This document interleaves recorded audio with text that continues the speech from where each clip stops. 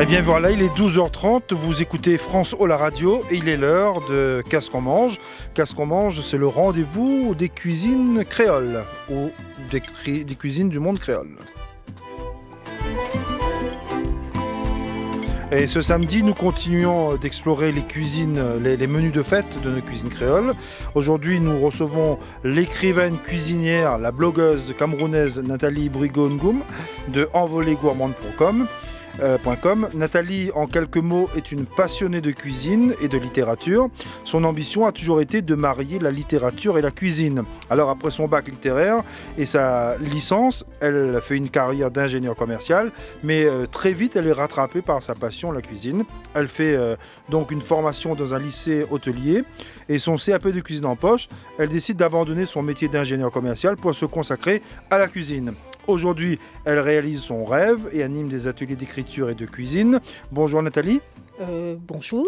Alors, la question qu'on peut se poser, c'est que le choix entre la cuisine et la littérature, ça a dû être difficile pour vous de choisir la littérature ou la cuisine. Comment on fait ? Ah non, ça n'a pas été difficile puisque je ne choisis pas. Oui, c'est pour ça que je dis, s'il fallait choisir entre la littérature et la cuisine, c'est très difficile. Non, c'était comme choisir entre mon père et ma mère. Voilà. Donc vous avez fait le choix de ne pas choisir voilà. Et d'adopter les deux. Exactement.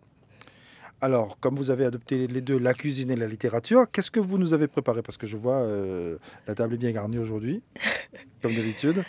Alors, qu'est-ce que j'ai fait ? Nous sommes dans les repas de fête. Et au Cameroun, en général, et dans la région de laquelle je viens en particulier, c'est-à-dire la région littorale du Cameroun, en dehors du ndolé que les gens commencent à connaître, le poulet DG, il y a ce qu'on appelle le ngonda mukon. C'est le mets de pistache, on appelle ça mets de pistache, ça vient du potiron pistache, mais en fait c'est un mets de courge. C'est comme un gâteau salé de graines de courge. D'accord. Voilà, donc c'est ce qu'on verra. On discutera de votre parcours, de tout et de comment on arrive à faire tout ça et surtout de cette passion que vous avez, c'est le partage et la transmission du savoir. Avec nous, comme tous les samedis, on a Vanessa Merrill-Mamère qui est notre nutritionniste et pour donner du sens à tout ce qu'on fait, elle nous donne... Bonjour Vanessa, je dis pour donner du sens à tout ce qu'on fait et surtout pour montrer qu'on mange bien, qu'on fait de bons choix, Vanessa nous guide dans notre trajectoire, dans notre chemin. Alors, pour commencer, Vanessa, petite question qui est presque d'actualité. C'est quand on regarde le temps qu'il fait à Paris, il fait gris, il fait sombre, il fait vraiment tout ce qu'on veut. Et le climat est très lourd. En Guadeloupe, il fait beau ce matin ? Il fait beau, il y en a le soleil, on a eu un petit peu de pluie, mais c'est bon, c'est juste pour arroser le jardin. Ça va. Un petit peu de pluie, mais la pluie n'est pas comme ici, la pluie est chaude. Et le coq continue comme tous les samedis. On a retrouvé notre coq. Il est en forme. Effectivement. Il est en forme aujourd'hui. Bon, vous avez entendu Vanessa qu'aujourd'hui on va parler un petit peu de plats du Cameroun et aujourd'hui un gâteau de pistache, mais en fait c'est pas pistache comme on peut le croire. C'est le potiron pistache, c'est gâteau de courge. Et ça vous dit... Voilà, au début je pensais que c'était la chair de la... Oui, pardon ? Non, je vous dis, ça vous dit quelque chose, le gâteau de courge ? Est-ce que c'est quelque chose de fréquentable ? Ça a l'air tout à fait fréquentable. Au début, je pensais que c'était la chair de courge. Donc, je me disais, ok, pourquoi pas. Mais là, c'est encore plus intéressant puisque ce sont les graines de courge. C'est rare qu'on voit ce genre de recette. Donc, moi, je ne connaissais pas du tout. Oui, connaissant déjà la graine de courge, parce que c'est un produit qui est un peu habituel dans les magasins diététiques et bio. Les graines de courge, ce sont ces petites graines vertes, enfin petites, elles sont quand même plus... Ça ressemble, si vous voulez, à des graines de melon, de pastèque. Oui. Des graines de pastèque, sauf que c'est vert. Ouais, donc niveau taille, c'est quelque chose qu'on peut consommer. Voilà, c'est quelque chose qu'on peut consommer, on va dire sans modération. Tout à fait. C'est très bon pour la santé. On fait même de l'huile de graines de courge, donc c'est très intéressant. Et il y a même des études qui sont assez intéressantes concernant pour aider à traiter certains types de cancers avec l'huile de graines de courge. Donc, on pourra en parler tout à l'heure. Oui, la graine de courge, c'est très, très, très intéressant pour la santé. Donc, on est tout bon aujourd'hui, Nicole Etienne, qui est de l'Académie de l'art culinaire. Absolument, on n'est pas encore tout bon. On sera tout bon quand on aura goûté. Non, mais bon, déjà Vanessa nous dit que c'est bon pour la santé. Oui, mais exactement, Vanessa. Je pense que ce plat, il faudrait peut-être qu'on voit comment vraiment l'adopter chez nous, puisque la courge, on le conseille aux hommes chez nous pour la prostate. Ah bon? Donc il faut consommer de la courge. D'accord. Bon, c'est bien. Donc tous ceux qui ont plus de 50 ans ou qui ont plus de 40 ans, consommer de la courge. Absolument. Enfin, il faut peut-être consommer depuis bien et avant. Même les plus jeunes. Même les plus jeunes, voilà. Alors, je pense que cette recette... dès qu'on sort du ventre de sa maman, il faut commencer à consommer de la courge. Oui, et cette recette, il faudra vraiment qu'on l'adopte. Alors, on va voir avec Nathalie dans un instant. Nathalie, oui, notre invitée, c'est Nathalie. Donc, on va voir Nathalie. On va commencer. On a commencé à dire du bien déjà de la courge qu'il faut l'adopter, et puis on va commencer à goûter et on va voir si on adopte aussi. Alors, pour revenir à Nathalie, on a commencé. On va voir un petit peu votre parcours. On a vu que pour vous, la cuisine est vraiment une passion. C'est une passion qui remonte à très loin. C'est une passion... Rapprochez-vous du micro, voilà, le micro, parce que sinon on ne vous entendra pas, vous êtes à la radio. Oui. La cuisine est une passion d'enfance. Et puis j'ai beaucoup cuisiné avec ma maman, qui était elle-même cuisinière réputée. Et c'est ce qu'on dit souvent dans cette émission, Nicole, hein, où Issoufa il peut prendre la parole aussi. On aura aussi notre camarade président qui va arriver dans un instant. Il est sorti juste un instant là, donc il va rentrer. C'est ce qu'on dit dans toutes nos émissions, c'est que ceux qui ont cette passion de la cuisine, ils ont eu cette passion depuis très tôt. Ils ont traîné un peu dans les jupes de maman dans la cuisine. En général. Ou de grand-mère. Que ce soit les chefs cuisiniers. Hein. Ouais. Qu'ils soient d'Afrique, de France ou de Navarre, ils ont toujours traîné dans les jupes de maman ou de grand-mère. Maman ou de grand-mère. Ouais. Parce que c'est là qu'on apprend vraiment à faire la cuisine et à apprécier la cuisine du terroir. Oui, et surtout quand on est toujours dans les jupes de maman et qu'on a envie de faire la cuisine, au début on souffre un petit peu. Hein. Parce qu'au début, il faut qu'observer. Parce qu'elles n'autorisent pas qu'on touche comme ça leur nourriture. Ouais, ou alors on est là juste pour aider à préparer l'ail, les oignons. Enfin, c'est les tâches un peu ingrates. Le premier stage de commis. Ouais, on est commis. C'est plutôt des tâches ingrates. Oui, mais je pense que votre maman, au début, peut-être que c'était pareil. Vous l'aidez, mais vous ne touchez pas à tout. Au début, oui, parce qu'on est souvent très jeunes et puis on ne va pas nous demander d'utiliser des couteaux aussi. C'est aussi parfois pour nous protéger du feu et des couteaux. Parce qu'on sait très bien que le feu brûle. Donc, qui s'y frotte s'y pique. Oui, exactement. Cela ne va pas de soi. Alors, donc, la passion remonte à là. Et même quand vous avez fait vos études, vous vous êtes dit certainement, je fais mes études parce qu'il faut faire des études, il faut trouver un métier après. Mais la cuisine était quand même dans la tête. Hein. J'ai fait des études parce que j'aimais ça. Oui. Voilà. Et la cuisine a toujours été là aussi en même temps. On ne m'a jamais empêché d'en faire mon métier, mais je n'y ai pas pensé très tôt d'en faire mon métier. Oui, parce qu'il fallait faire quelque chose d'autre. Peut-être parce que la cuisine, c'était pas évident, c'était pas naturel que la cuisine était un métier. Disons que je n'y pensais pas comme un métier. Ouais. Oui, je l'ai toujours vécu comme une passion parce que ma mère cuisinait tout en étant secrétaire. Donc, elle vendait de la nourriture, elle faisait de la nourriture, mais elle faisait un autre métier. Donc, j'avoue que pendant longtemps... c'était alimentaire. Effectivement. Là, elle a récupéré deux choses. Hein, l'amour de la plume et l'amour de la cuisine du côté de maman. De la plume parce que mon père adore la littérature française, adore la lecture, adore écrire, adore lire. Les chiens ne font pas des chats. Hein. C'est pour ça que j'ai dit je ne peux pas choisir entre mon père et ma mère. Voilà, on comprend qu'elle dit elle ne peut pas choisir. Elle a choisi les deux, la plume et voilà. Bon. Alors donc, bac littéraire. Oui.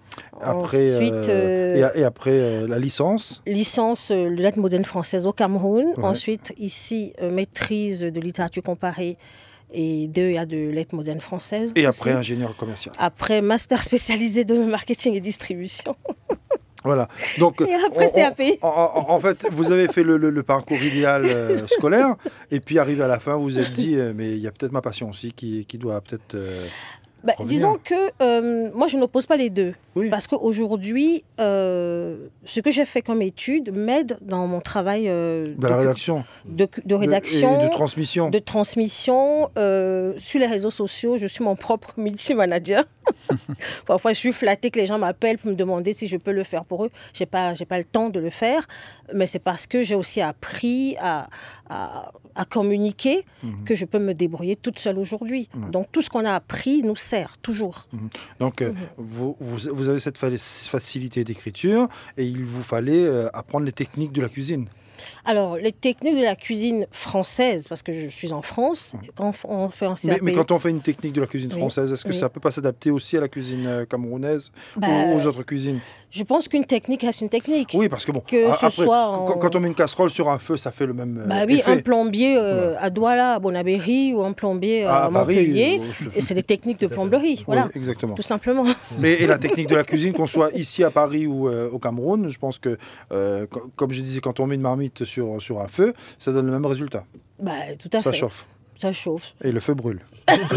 Peut-être qu'on a le même résultat que ça chauffe, mais ça chauffe peut-être quand même différemment. Après, on n'a peut-être pas le même goût, puisque bon, après, tout dépend aussi, c'est toute l'alchimie, tout ce qui se produit. Oui, donc il y a aussi les choses... Tout le mélange de goûts. Voilà, les choses avec lesquelles on a grandi. Parfois, à l'école ou ailleurs, il y a des moments où on ne met pas vraiment beaucoup de sel dans certaines viandes. Oui. Pour moi, c'est impossible que je ne le fasse pas, parce que moi j'ai grandi en mettant vraiment en assaisonnant de la viande, en assaisonnant du poisson. Ouais. C'est-à-dire on coupait, on disait va jusqu'à l'os, va jusqu'au cœur, et après on vous dit mais pourquoi votre poisson a un bon goût? Mais tout simplement parce qu'on a vraiment pris le temps de l'assaisonner. Ouais. C'est pas juste la surface qui est assaisonnée. Et on assaisonne toujours avant, je veux dire. En tout cas, chez nous, et c'est ce que ma mère a appris, on assaisonne toujours avant. J'avoue qu'ici, il y a des moments où on assaisonne après. Et j'avais du mal un peu avec ça. Voilà. Ça passe pas pour vous. Voilà. Mais le prof, il comprenait très bien. Moi, je lui avais expliqué que parfois, j'avais beaucoup de mal à assaisonner parfois après pour certaines recettes. Et ce plat, c'est le plat principal de fête au Cameroun, ou bien il y a autre chose? Il y a autre chose. Il y a dans le ndolé, qui est devenu... peut-être sans le dire, la carte postale culinaire, le plat national du Cameroun. Et puis il y a ce plat-là. Bon, il y en a d'autres, le poisson braisé, il y a ce plat-là, qu'on retrouve aussi dans d'autres régions du Cameroun, avec d'autres appellations, parce que chez les Sawa, on appelle, du moins chez les Douala, Ngonda Mokon. Chez les Bamou, le Mbouangi. Voilà, et puis chez les Béti aussi dans le sud, Namungon, je pense. Voilà, il y a plusieurs appellations. C'est un plat qu'on retrouve pendant les fêtes, c'est un plat qu'on retrouve pendant les mariages. Donc au lendemain des mariages, on reçoit la belle famille. On se reçoit souvent la famille de la mariée. Oui. Voilà, donc de la mariée ou du mari d'ailleurs? Des deux, allez. Des deux. Selon les régions. Selon les régions. Voilà, il faut toujours que ce plat soit là. C'est un plat qu'on ne fait pas en petite quantité. En grosse quantité toujours? Toujours en grosse quantité. Bah parce oui, mais le lendemain des mariages ou pour un mariage, c'est quand même du monde. Hein. Oui. Voilà. Et c'est un plat qui peut être fastidieux à travailler.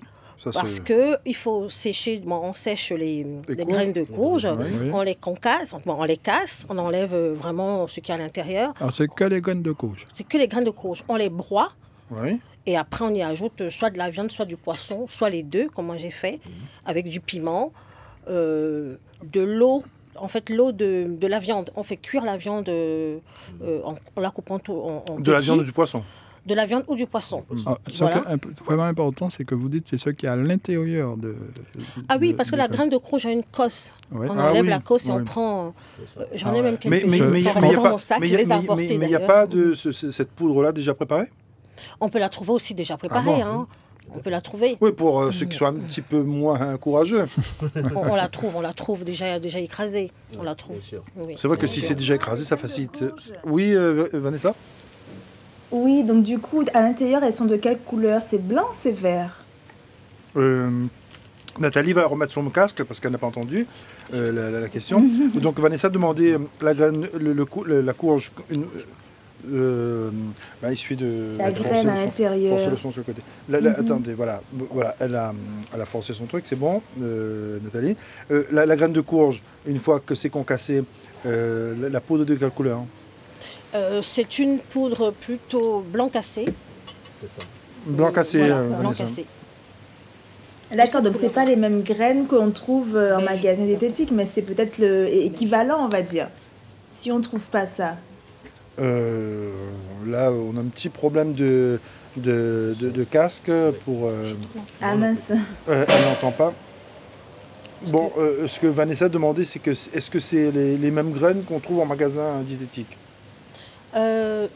C'est les mêmes grains, tout en sachant qu'il y a plusieurs sortes de courges. Ah oui, en fait, ça Il y a dépend plusieurs, du il y a ouais. plusieurs sortes de courges, mais c'est vraiment ça, la texture, la forme, tout est pareil. Les graines de courge d'ici et les graines de courge du Cameroun, la forme est pareille. Maintenant, le goût, je ne sais pas. J'ai dit que je vais essayer. D'accord, mais il faut beaucoup de graines de courge. Il faut beaucoup de graines de courge. Alors, si on parle de cette Vous recette... avez retrouvé le son? Non. Non, on ne l'a pas retrouvé. Mais Si on parle de cette recette-ci, par exemple, j'ai utilisé 600 grammes de graines de courge. voilà, D'accord. on essaye de se débrouiller pour que Nathalie puisse retrouver le son et entendre Vanessa. Voilà, le temps qu'elle mette son casque. Et puis, on fait tout en direct, hein, c'est le direct. Voilà. Oui, Vanessa, bonjour. Oui. Bonjour. Bonjour Nathalie. Bonjour. Le tien pour ça. Donc, Oui, la question était, est-ce qu'il faut beaucoup de graines de courge? oui. Alors, si on parle de cette recette-ci précisément, j'ai utilisé 600 grammes de graines de courge moulues pour 1 kg de viande de bœuf Ok. et 60 grammes à peu près de poisson fumé. J'ai fumé du poisson moi-même avec du poivre nord de Penja du Cameroun. Alors, à peu près 40 centilitres d'eau, donc 400 grammes d'eau, du sel, D'accord. du piment. Végétarien, dis bien, c'est l'autre pas aussi, du. hein. Ah, le bon d'Amanjac. Mais qui pique pas beaucoup. J'en ai mis très très peu. Ouais, parce que c'est ce que je me disais, c'est pour un piment végétarien, ça avait du goût. Hein. Voilà, donc ce qu'on fait, c'est qu'on fait cuire la viande pendant un moment pour en extraire le jus avec un peu d'oignon, un peu d'ail si on veut. L'ail, c'est pas obligé. Ensuite, on délaye donc la graine de courge moulue avec l'eau chaude qui provient de la viande ou du poisson fumé. Ça donne du goût. En fait, on ne rajoute pas l'eau du robinet, par exemple. On utilise l'eau, le jus de cuisson. de cuisson. Donc, ça veut dire qu'en amont, on met beaucoup d'eau. Beaucoup d'eau. Et c'est pour ça qu'il faut bien assaisonner la viande. Ah oui, Parce voilà. que moi, par exemple- donc on revient toujours à ce qu'on disait tout à l'heure, Oui. c'est l'importance de l'assaisonnement. Exactement. Et moi, par exemple, je n'utilise que du sel. Donc, il faut vraiment que je dose bien ce que je fais. Parce que je n'utilise fait. que du sel. Je n'utilise pas de cube et tout ça. Je n'utilise que du sel. Que du sel. Que du sel. Ben, Donc, il faut- c'est au moins naturel. Mais, juste une question, je sais que vous êtes amoureuse du poivre du Penja. Ben, c'est ce qu'elle a dit tout à l'heure aussi. Hein. Pourquoi ça? Alors, parce que c'est un poivre puissant, un poivre qui a beaucoup de goût, que ce soit le blanc ou le noir. Un poivre voilà, qui est en train de conquérir le monde. Hein. Absolument. Et Voilà. pourquoi Et qui- ça entraîne conquérir le monde? Parce qu'il a suivi un cahier des charges vraiment assez strict et c'est l'une des premières appellations d'origine géographique protégée d'Afrique noire. Il y en a 3, dont 2 pour le Cameroun. Le phare. L'autre, c'est quoi? Les deux C'est autres? le miel blanc d'Oku. Donc toujours au Cameroun, dans la région du sud-ouest, la région anglophone, un miel blanc qui est particulièrement goûteux et qui est très rare. Oui. Et ensuite, il y a le café de Guinée. Donc il y a 3 appellations géographiques protégées d'Afrique noire aujourd'hui. Donc qui existe. des fiertés nationales Donc ensemble. deux pour le Cameroun. Et c'est pas pour parler Ouais. absolument du Cameroun, mais le Cameroun est appelé l'Afrique en miniature et le Et grenier puis, de l'Afrique Et centrale. puis comme chacun sait, Nicole, c'est que les produits de nos régions sont les meilleurs produits du monde. Chacun Bah oui, voilà. le dit. Oui, c'est Non, ça. il y a de très bons produits dans d'autres pays africains, mais le Cameroun est quand même appelé le grenier de l'Afrique centrale. Et c'est pas par hasard. Voilà, Papa, voilà. Tout à fait. Donc on sait comment on fait ce gâteau.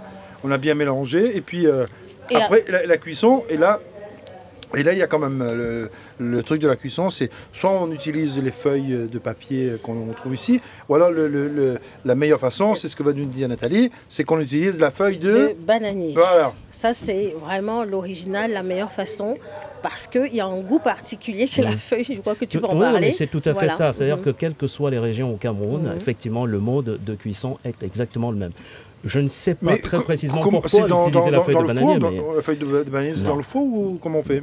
Alors, on met donc dans la feuille de bananier, on fait comme un paquet et on met dans une marmite. Mais dans cette marmite-là, au fond de la marmite, on peut placer soit d'autres feuilles de bananier, soit des feuilles, donc on n'a pas encore parlé de ça, de miondo, qui est l'accompagnement. Non seulement mais ça brûle pas, ça brûle pas? Justement, non seulement pour que le mel ne soit pas submergé, mais pour qu'il ne brûle pas. Donc, il ne colle pas au fond de la marmite. Exactement. Il y en a même qui mettent des passoires en fer pour faire un peu comme une étuve pour que ça ne colle pas. Donc ça, c'est la meilleure des façons. Aujourd'hui, on a utilisé une autre méthode, deux autres méthodes. Alors ça déjà, on a fait comme c'était une feuille de bananier, mais c'est du papier de cuisson. Donc ça veut dire qu'on peut aussi faire le ngonda mokon ici en France, c'est du papier de cuisson. Et là, c'est au four. Voilà. Donc ce que vous êtes en train de manger, c'est le four. C'est le four. Dans un instant, on essaiera le papier de cuisson. Mais le goût authentique, la cuisson, c'est quelle cuisson? Banane. Les feuilles de banane. Les feuilles de banane. Ah, ça, c'est cuit dans l'eau, à la vapeur. Ah oui. Ça, c'est le goût authentique. On revient à nos origines. Hein. Oui, absolument. Chez nous, on a certains plats où on utilise aussi, dans d'autres pays de la Caraïbe créole, on utilise des feuilles de banane. Mais aussi, c'est le principe pour que ça ne colle pas au fond de la marmite. Et puis aussi, on a un autre goût, c'est vrai. Ah oui, un autre goût. C'est comme dans le Pacifique, pour certains desserts, quand on met dans le four, c'est dans les feuilles de banane.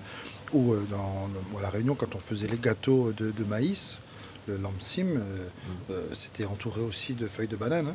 Et là, vous avez prononcé le mot, c'est un gâteau. Mais je n'ai pas tout dit. Et comme c'est un gâteau, on met aussi un œuf ou deux. Ah oui, aussi. Parce que ça donne aussi une forme. Et ça évite de coller aussi sur les feuilles, le papier de cuisson. Et on peut aussi ajouter une cuillère à soupe d'huile neutre, comme de l'huile d'arachide, de l'huile de tournesol ou l'huile de colza, pour ne pas altérer le goût vraiment de... Et traditionnellement, c'est servi avec un accompagnement? Ah oui, toujours. Donc le numéro 1, c'est ça. C'est le miondo. En fait, c'est du manioc fermenté. Et après qu'on enferme dans des feuilles, je crois, de palétuvier. On peut aussi le faire dans des feuilles de bananier aussi. Ça ressemble aux feuilles de taro. Mais c'est pas ça, c'est pas des feuilles de taro. C'est ça le miondo. Voilà. Parce que c'est dommage. C'est du manioc fermenté. C'est du manioc fermenté. Oui, ça c'est d'accord. C'est du manioc fermenté. Et c'est le seul accompagnement. Alors il y a ça, il y a aussi toujours du manioc fermenté qu'on appelle le bobolo. Absolument. Voilà, en bâton de manioc un peu plus gros. Voilà. On peut aussi l'accompagner de bananes plantains comme ça, faites à l'eau, comme j'ai fait là. Dans certaines régions, c'est avec de l'igname. Chez les Bamoun, par exemple, avec du couscous de maïs aussi. Et de la patate douce, ça passe pas? Ça passerait aussi. Ah d'accord. Patate douce, manioc, igname... Tous les féculents de manière générale, oui, ça s'y adapte. J'ai pas entendu tout à l'heure, Vanessa... Qu'est-ce qu'elle a dit de... Ah oui, vous êtes là. Je suis là. Donc, apparemment, vous avez dit que les graines de courge étaient bonnes pour la santé. Donc, il y a beaucoup de protéines, c'est ça? Alors, beaucoup de protéines, non, ça reste des graines. Mais ce qui est intéressant dans les graines de courge, en fait, c'est tous les composés qu'il y a dedans, ce qu'on appelle les micronutriments. Donc, il y a beaucoup de zinc. Ça, c'est super intéressant. Le magnésium du magnésium, du zinc, super intéressant pour justement la santé, Nicole Etienne le disait, de la prostate. Et ça en plus, on peut le dire parce que c'est vrai qu'il y a des études qui ont été faites là-dessus. Donc on sait que c'est vrai.